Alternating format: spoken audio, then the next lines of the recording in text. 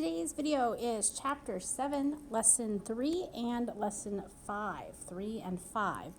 And I don't really have a good title for this. I'm just going to call it Problems That Have Percents, Percent Problems. And 7-3 is one strategy, 7-5 is a second strategy for doing the same kind of questions. So let's look at the first strategy. All right, so this strategy involves making two fractions, and there will be an x in one of these spots, and then we cross multiply and divide like we did in the last chapter. So, and then the book always talks about this, part and whole. If that makes sense to you, great. This is part and this is like the whole thing, the total. Here's what makes more sense to me. One of my fractions is going to have a percent over 100. Now, we might be finding the percent, which is x, or they might tell us the percent, like they might tell us 23%. But one of the fractions, first or second, is going to be a percent out of 100. Always out of 100. Why? Because percents are out of 100. The second fraction, if you can find the words out of, that out of number is going to go on the bottom. Like on your homework, if you got 7 out of 8. The part is 7 out of 8 is the whole thing. That's the math people use part and whole. I kind of think total. I don't know. This to me is like the total. And so maybe this is going to be x. Maybe this is going to be x. Maybe this is going to be x. This will always be 100. Maybe these two fractions are over here. I don't care about that part. But two fractions, three numbers. One of them is always 100. And there's an x somewhere. All right, so let's look at an actual question. 12 is what percent of 32?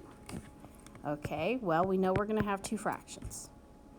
We know out of 32, that's a bottom number. We know our other bottom number is 100.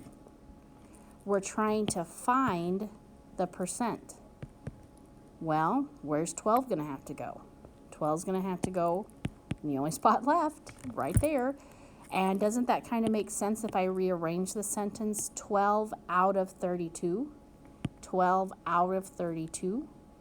So we've got our two fractions. We can now cross multiply and divide like the last chapter. Cross multiply and I get 32x equals 1200. And divide by 32 and I get 37.5. Now remember, what was my question? 12 is what percent of 32? So this needs a label, kind of, sort of a percent sign. All right, I got two more examples for us to try. Here we go. I know I'm going to have two fractions. I know I'm going to have two fractions. I know I'm going to have something out of 100. I know I'm going to have something out of 100. Okay, let's read the question. What number is 15.5% of 450? Well, I found my of number out of 450. What number is 15? Okay, so I found my percent. 15.5, x must be there. Okay, I'm not going to finish cross multiplying and dividing, but when we're finished, we're going to have an actual number, not a percent, because they've already told us the percent. Cross multiply and you get your answer. 78 is 60% of what number? Well, I know 60%, so 60 goes here. Here's my of what number? That means my x is now on the bottom. 78 is in the only spot that's left over. Cross multiply and divide. Your first video question is multiple choice. Read the question, pick the right setup. A, B, C, or D. Answer is B. B was the correct answer. Out of 20 means 20's got to go on the bottom. So that could have only been those two. What percent means x over 100? The x is not out of 20, it's x out of the percent. Here's your second video question, A, B, C, or D. Which one is the correct setup?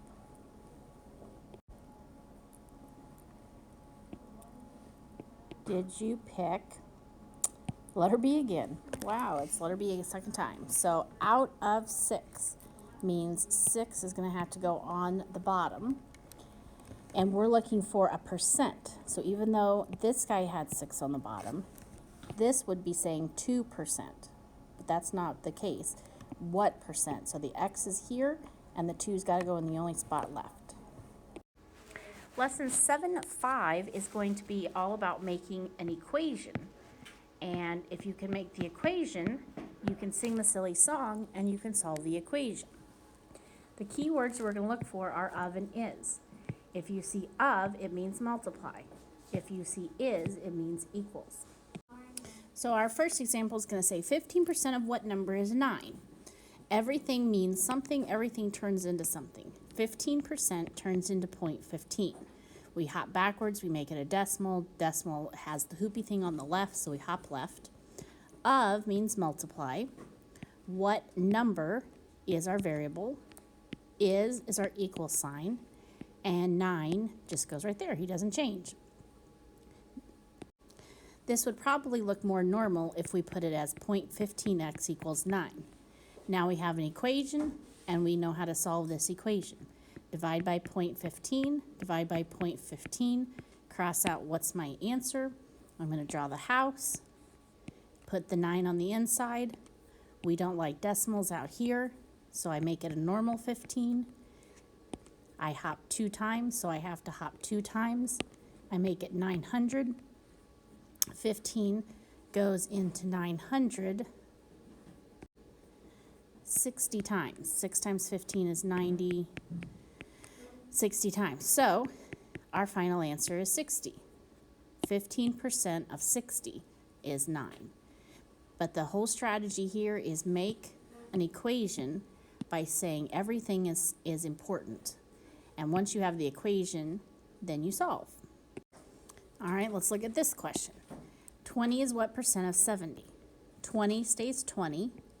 Is becomes an equal sign. What percent becomes X? Of means multiply. 70 stays 70.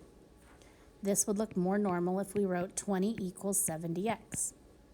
Divide by 70, divide by 70, cross out what's my answer. When I divide, I get 0.2857, and it would actually keep going and going and going. This is not a percent yet. We want a percent, so at the very end, we have to do some hopping. I would get 28 point, well, since it keeps going, let's use the 7 to round the 5. 28.6%. If we rounded to the whole number, it would be 29%. So, recap. We're going to make an equation. Everybody is important in the equation. We know how to solve these equations. We're going to get a number. We have to make sure we hop at the end.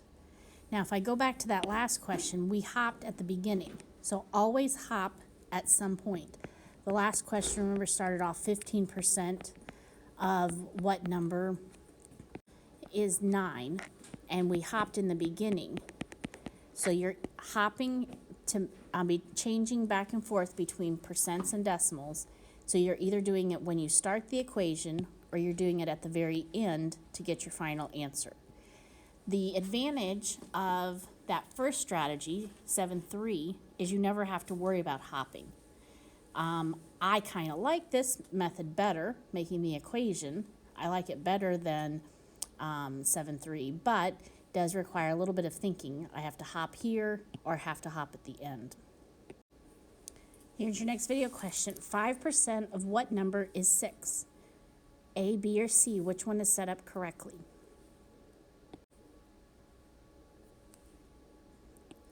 Correct answer is C. We hop backwards twice. 0.05x. Here's my equal sign. So you knew that 6 was going to be on that side of the equal sign. And they all had that. Last question of the video. Set this one up correctly. What percent of 30 is 45?